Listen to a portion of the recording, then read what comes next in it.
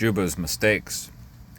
Juba's tactical methodology must be given credit as a successful standard for conducting urban guerrilla sniping. We must remember Juba conducted attacks in a country controlled by the Iraqi and American militaries. Juba was not shooting from a trench or a prepared sniper hide, and he did not have a quick reaction force to rescue him if he got in trouble. Juba traveled in areas controlled by the government, and he had to conduct each and every attack anonymously. While government security forces could afford to hit or miss in their efforts to get Juba, he could not slip up even once. Juba made several mistakes conducting his operations. The biggest error was publishing the film of his operations on the internet. The price paid for using his attacks for propaganda. The film allowed security forces to analyze his tactics in order to defeat them. It was obvious Juba was shooting from a vehicle and most likely a van, although other insurgent snipers had been caught firing from inside passenger sedans. It was equally obvious Juba had someone with him filming the attacks. This camera was a red flag and would become incriminating evidence when security forces searched his vehicle at a checkpoint. Based on the perspective the attacks were filmed from, security forces could easily backtrack from the place of the attacks and find out where Juba actually fired from. This alone would reveal from what distance Juba fired and if he was in a vehicle or in a building. In several of the attacks, there were enough structural and positional clues in the film that backtracking from the victim would lead to the exact location of the shooter. This analysis of the film would show what kind of positions Juba liked to habitually use. Juba might not even know he was setting a pattern, but he was. Just as the security forces he attacked set their patterns, Juba in turn grew comfortable using a certain process to stalk and target his prey. As mentioned in the Abu Othman chapter, a guerrilla sniper has a difficult time balancing anonymity and spreading the word of their feats. They cannot have it both ways.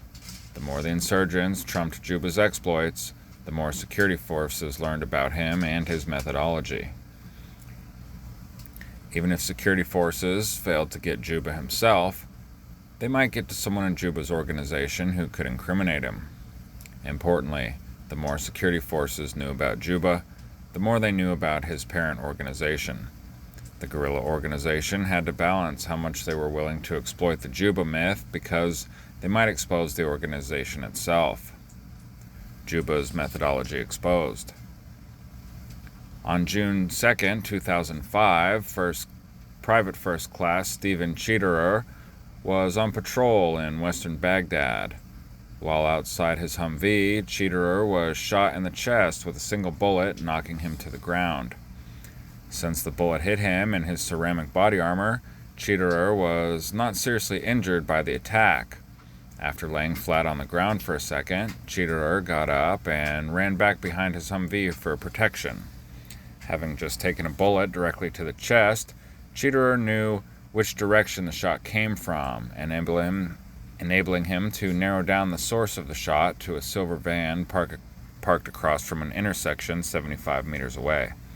Cheaterer and his patrol then opened fire on the van, forcing the two men in the vehicle to take off on foot. During the shooting, the American patrol managed to wound the sniper in the foot. Because the sniper was bleeding from his foot, it was easy to follow and capture him. The Americans also captured the other insurgent and recovered a Soviet SVD sniper rifle and a camera with a recording of the preceding attack still on it. Upon close inspection, the silver van was found to be lined with mattresses in order to muffle the sound of the sniper's gunshot. Also, a small hole was discovered in the van from which the sniper fired. This certainly sounds like the same procedures Juba used and would explain the camera angle taken during the attacks. The padded van would also explain why so many times in the video a shot was taken, but no one seemed to know where the shot came from. The small hole in the van would explain why people in the videos looked directly at the sniper's position, but could not see the sniper himself. The two captured men also supported the theory that one man was the driver/cameraman, and the second person was the sniper. The fact that additional similar sniping attacks occurred after the capture of this sniper/cameraman team proved there was no single Juba, but several well-trained sniper teams using an identical methodology. While Juba and his fellow snipers displayed some excellent urban snipercraft, they revealed enough of their methodology that a thoughtful person could see a pattern and take countermeasures.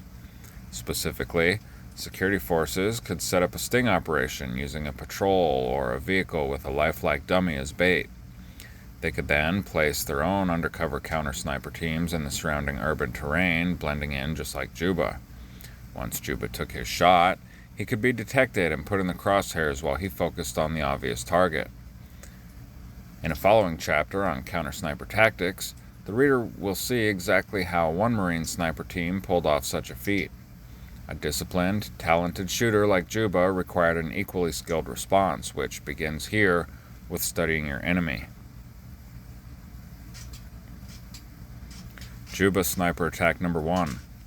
The target is an American temporary checkpoint on a road consisting of several Humvees and dismounted soldiers. It is daylight and the insurgent cameraman is on the same elevation as the American soldiers. The sniper's target is a soldier standing adjacent to a Humvee with their back turned to the sniper. The soldier turned towards and looks directly at the sniper's position, does not see anything suspicious, and then turns away from the sniper's position. As soon as the soldier turns away, he is shot in the back. The camera jumps when the shot is fired. The soldier is then seen on his knees but alive. He was probably shot in his ceramic body armor. Adjacent soldiers then come to the wounded soldier's assistance, and other soldiers start looking for where the shot came from, but none of them look towards the sniper's position. They do not know where the shot came from. One of the Humvees is seen driving away from the sniper's position, perhaps to take the wounded soldier to get medical treatment. Judging from the camera angle, the sniper is relatively close to the soldier's position and shot at an angle almost parallel to the road the soldier's Humvees were parked on. During the video, several Iraqi civilians are seen walking in front of the cameraman, and they are equally oblivious to the sniper's position. The camera cuts. Juba Sniper Attack Number 2. Two American soldiers are seen standing at what appears to be a checkpoint on a road facing the direction of the sniper. There are rolls of concertina wire visible in the background. Civilian vehicles are observed parking and passing on the road in between the cameraman and the soldier. The soldier standing on the right is then hit in the chest, judging from the dirt jumping from the shot, and falls to the ground. The camera jumps when the shot is fired. It also looks like the wounded soldier sits up before being dragged off, so he was probably hit in his body armor and was only wounded. After the shot, a soldier does look in the direction of the sniper. It is daylight and the cameraman appears to be at the same level as the soldiers, for when a vehicle stops in front of the two soldiers, the cameraman's field of view is entirely blocked. The camera cuts. Juba Sniper Attack Number 3. Two American Humvees are parked next to each other, and two soldiers with their heads visible from the roof turrets are talking to each other. The closest soldier has his head turned away from the sniper and is talking to the other soldier who is facing the sniper's position. It is daylight and the cameraman is at the same elevation as the soldiers and does not show the ground, just the upper part of the Humvees. The sniper shoots the closest soldier who had his head turned away from the sniper's position. From the film, the viewer cannot tell if the soldier was actually hit or not from the shot, as both soldiers immediately duck into their vehicles. The camera jumps when the shot is fired. The farthest soldier pokes his head up again, but the first soldier does not. The top of a car is observed driving between the cameraman and the soldiers. The camera cuts. Juba Sniper Attack Number 4. An American soldier is seen leaning against the hood of his Humvee, apparently at a checkpoint. It is daylight and the soldier is looking towards the sniper position. The cameraman is at the same level of the soldier, as pedestrians often walk in between the cameraman and the soldiers. The people do not notice the sniper's position prior to the attack. A soldier walks several feet away from the Humvee and is then shot, falling to the ground. The camera jumps with the shot, but only part of the soldier can be seen when the shot is fired, as if the cameraman failed to follow the soldier as the sniper was tracking him. People are seen walking by after the shot, oblivious to the soldier being shot. Then other people are seen running and some walking. Some people heard the shot and others did not. The camera cuts. Juba sniper attack number 5. Half a dozen dismounted American soldiers are observed congregating in a circle, talking to each other, apparently at a roadside checkpoint. The cameraman is at the same level as the soldiers. Civilian cars are seen driving in front of the cameraman and the soldiers. It is daylight and the camera film quality is hazy. A soldier walks directly towards the sniper's position next to his Humvee and is then shot in the chest. The soldier leans over towards the sniper as if he had the wind knocked out of him. The soldier most likely took the round straight in the ceramic body armor and is only wounded. The camera cuts. Juba sniper attack number 6. There are several dismounted American soldiers standing near 2 Humvees, apparently a daylight roadside checkpoint. The cameraman is at the same level as the soldiers. An Iraqi male on a motorcycle stops and talks to the soldiers, perhaps having his ID card inspected. Another civilian walks up to talk to the soldier. The sniper shoots and apparently hits a soldier in the arm, since one of the soldiers grabs his left arm after the shot. The camera jumps with the shot. The soldiers run out of the camera's view. Several soldiers look towards the sniper's position but do not shoot. The camera cuts. Note, the sniper is using the unsuspecting Iraqi civilians as bait to distract the soldiers and make them expose themselves. Juba sniper attack number 7. An American soldier is seen kneeling next to a car, looking away from the sniper. It is daylight. The camera is level with the soldier, and civilians are seen walking in between the camera and the soldier. The sniper shoots, and the soldier falls backwards. The viewer cannot determine where the soldier was shot, or if he was shot. The camera jumps when the shot is fired. The camera cuts. Juba sniper attack number 8. An American soldier is observed standing, facing the sniper's position. It is daylight. The cameraman is level with the soldier as passing cars travel in between the cameraman and the soldier. The camera appears to be shooting film through a telescopic sight, as numbers, like those on a sniper scope, are visible at the bottom of the film. The sniper shoots, apparently hitting the soldier in the chest as the soldier doubles over towards the camera. The camera did not appear to jump during the shot, but the muzzle blast from the rifle is seen, blurring the camera for a split second. The camera cuts out. There was a close shot, maybe as close as 75 meters. Juba sniper attack number 9. There's an American Bradley fighting vehicle, BFV, with its turret and main gun oriented towards the sniper's position. It is daylight and cars are seen driving in between the cameraman and the BFV and behind the BFV. It appears as if the BFV is parked on a median in between 2 roads. The head of an American soldier is visible, sticking out of an open hatch on top of the BFV turret. The sniper shoots, apparently hitting the soldier in the head. The camera jumps when the gun is fired. The BFV then drives off. The camera cuts. This was a longer shot, maybe 200 meters. Juba sniper attack number 10. There's an American soldier sitting in the turret of a Humvee, which is parked in front of a military base. It is daylight. The soldier is facing away from the sniper. The cameraman is level with the soldier and Humvee. The sniper shoots and the soldier falls down into the turret. The camera jumps when the shot is fired. The impact from the bullet is seen impacting on the wall behind the soldier, either passing through the soldier, ricocheting off the soldier's helmet, or missing altogether. The camera cuts. Juba sniper attack number 11. There are several dismounted American soldiers manning a temporary checkpoint alongside a busy road with various cars driving by. The cameraman is level with the soldiers and cars drive in between the cameraman and the soldiers. It is daylight. A soldier is walking along the road towards the sniper's position. The sniper fires and hits the soldier, who then falls to the pavement. The camera does not jump, but some smoke from the weapon's muzzle blast is seen. Also, the camera was not centered on the soldier when he was shot.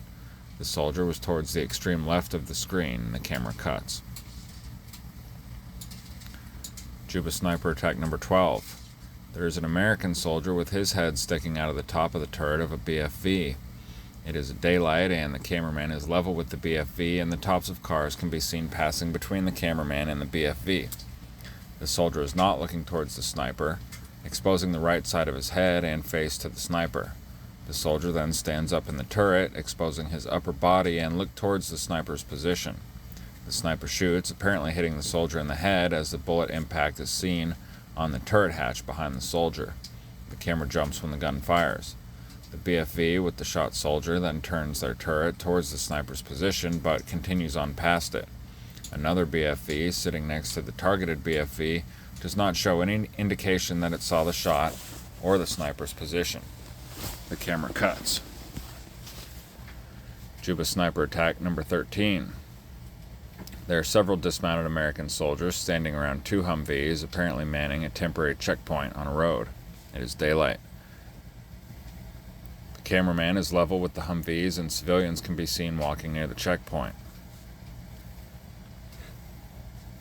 The sniper shoots a soldier walking on the road towards the sniper's position. The camera jumps. The soldier grabs his left leg and his body stiffens. Two Humvees then drive between the cameraman and the checkpoint, very close to the sniper's position, probably within 150 meters, but show no indication they heard or saw the shot. The camera cuts. Note, the sniper in this clip recognizes the soldier is wearing body armor and intentionally avoids it by aiming for his leg / lower back. Juba sniper attack number 14. There are two dismounted American soldiers standing along a busy road as if manning a temporary checkpoint. It is daylight and the cameraman is level with the soldiers. Cars can be seen driving in between the cameraman and the soldiers. One soldier is looking directly at the sniper's position and is shot in the chest. The targeted soldier immediately runs away after being hit, back towards several other soldiers and Humvees. The other soldiers show no indication they saw where the shot came from. The camera cuts. Juba sniper attack number 15. There are three American soldiers sitting on the turret of a BFV with the turret and main gun facing towards the sniper's position. It is daylight and the cameraman is at the same level as the BFV. The BFV is adjacent to a road as if part of a checkpoint. Cars can be seen driving in between the cameraman and the BFV. The camera screen is hazy and may indicate a longer shot, maybe 200 meters away. The sniper takes a shot, hitting the soldier in the middle, causing him to fall backwards on the turret. The camera jumps when the shot is taken, and there is a split-second delay before the soldier is actually hit. The camera cuts. Juba sniper attack number 16. There's an American soldier with his torso sticking out of the top turret of a BFV, and he is facing the general direction of the sniper. It is daylight, and the cameraman is level with the soldier. Cars are observed driving in between the cameraman and the BFV. The soldier begins eating a sandwich and is facing directly at the sniper's position. The sniper shoots the soldier in the head. The camera jumps. The soldier falls down the hatch and the camera cuts. A truck is seen passing by the cameraman and then turns left, showing the sniper is situated at a T intersection. Juba sniper attack number 17. There are two American soldiers standing on a roof silhouetted against the skyline and talking to each other. It is daylight, and the cameraman appears to be at a level lower than the soldiers, as if he is looking up at them. The camera screen is not clear, as the soldiers are further away, probably about 200 meters. The sniper shoots the soldier on the left, who is looking at the sniper's position, and then falls over after being hit. The camera jumps when the shot is made. There is a second between when the shot is fired and the soldier is hit, indicating a longer shot. The camera cuts. Note, on all the shots made from a distance of at least 200 meters or more, there is a second delay between when the shot is fired and when the target is hit, indicating it is taking some time for the bullet to travel the further distance. Juba sniper attack number 18. There are several dismounted American soldiers near a Humvee besides a road, apparently manning a checkpoint. It is daylight, the cameraman is level with the soldiers, and the screen is hazy, indicating the cameraman is about 200 meters away. The sniper shoots, the camera jumps, and hits the soldier in the chest. The soldier falls backwards into the Humvee after being hit. The camera cuts. Juba sniper attack number 19. There are several American dismounted soldiers standing beside a Humvee, apparently manning a roadside checkpoint. One soldier is facing the sniper's position. It is daylight and the cameraman is level with the soldier. A car is seen driving in between the cameraman and the soldiers. There is a tree branch that obscures the cameraman's view of the soldier's head. The sniper shoots and the camera jumps. The way the soldier falls, it appears the soldier was hit in the pelvic region below his body armor. Two other soldiers immediately grab the fallen soldier and begin to drag him behind the Humvee. One of the soldiers looks for where the shot came from, but looks away from the sniper's position. The sniper fires again, but it looks like he hits a tree that is in front of the fallen soldier. The camera cuts. Note, the sniper loses their cool from all the activity and probably jerks the trigger, missing the group of soldiers entirely, even though they are an easy target. Juba sniper attack number 20. There's an American soldier with his upper torso sticking out of the top hatch of a BFV turret. The soldier is facing the sniper's position, and the BFV's turret and main gun is pointing towards the sniper. It is daylight, and the cameraman is level with the BFV. The sniper takes a shot, hitting the soldier in the head. The camera jumps when the shot is fired. The camera cuts. Juba sniper attack number 21. There are several dismounted Americans standing near a Humvee, apparently manning a roadside checkpoint. One soldier is at the rear of the vehicle, facing towards the sniper's position. It is daylight, and the cameraman is level with the soldier. There are civilians visibly walking nearby the checkpoint. The sniper shoots, apparently hitting the soldier in the head, and the soldier falls to the ground. The soldier on the Humvee's turret-mounted machine gun looks around, but never looks towards the sniper's position. Another soldier is standing on the side of the Humvee and is apparently unaware the other soldier was shot. Some civilians walking by show they have heard the gunshot. Others walk by as if they did not hear the gunshot. None of them look towards the sniper's position. The camera cuts. Note, in some of these film clips, the sniper must be using a sound suppressor, as people who are right near the shooting never heard the gunshot. Juba sniper attack number 22. There is a dismounted American soldier standing next to a BFV, apparently manning a roadside checkpoint. It is daylight, and the cameraman is level with the soldier. Cars can be seen driving between the cameraman and the soldier. The sniper shoots, and the camera jumps. Judging from the way the soldier doubled over and fell, he was hit in the chest. A civilian runs away after the shot is fired. The camera cuts. Note, now that we are into the 20-second attack, it is difficult to understand why the sniper is still shooting their targets square in the body armor, especially after so many other soldiers who were previously shot in the same place simply ran away unharmed. Juba sniper attack number 23, Private First Class Stephen Scheederer attack. Private First Class Scheederer is dismounted and standing next to a Humvee, apparently manning a checkpoint. It is daylight, and the cameraman is level with the soldiers.